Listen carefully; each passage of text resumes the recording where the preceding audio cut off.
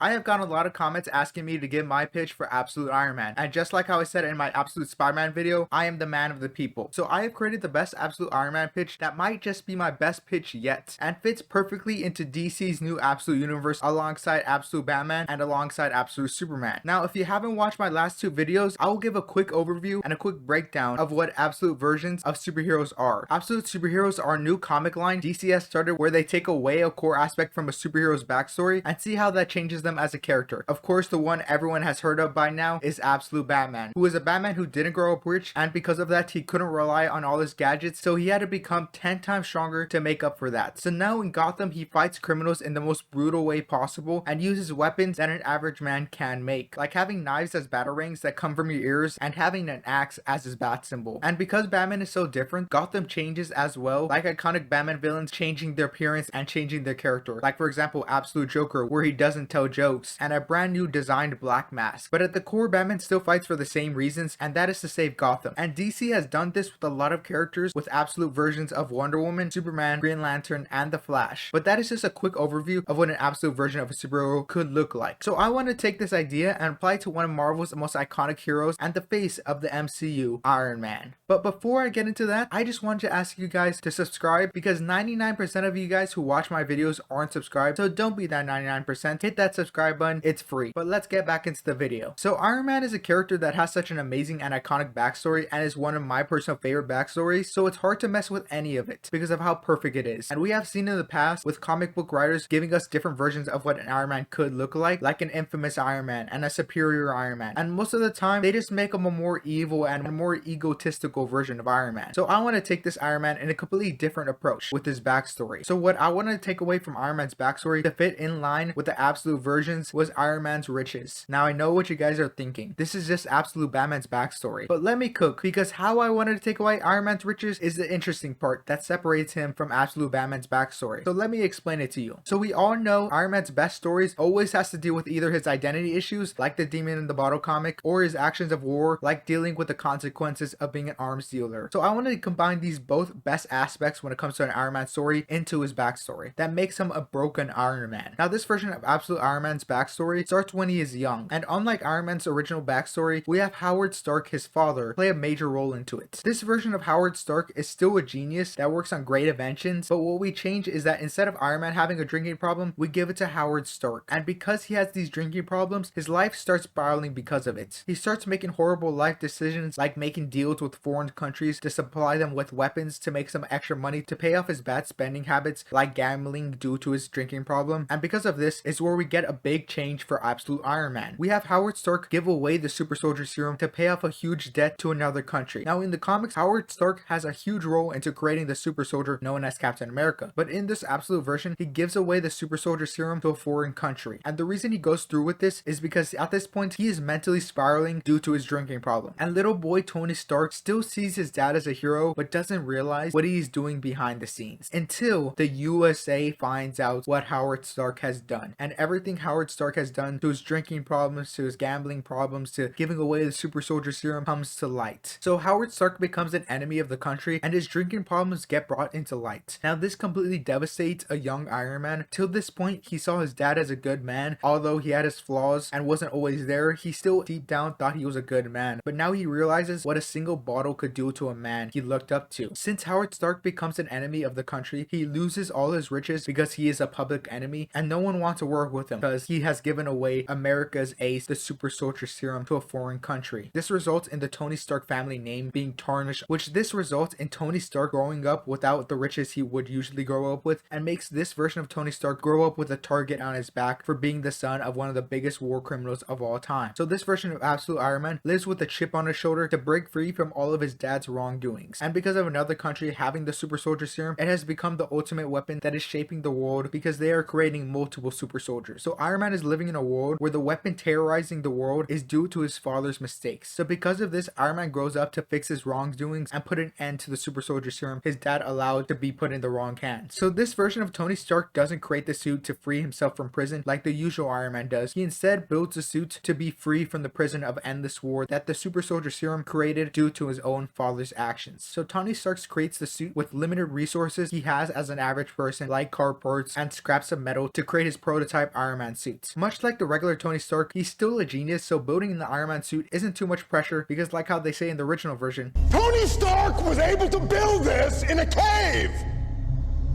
with a box of scraps.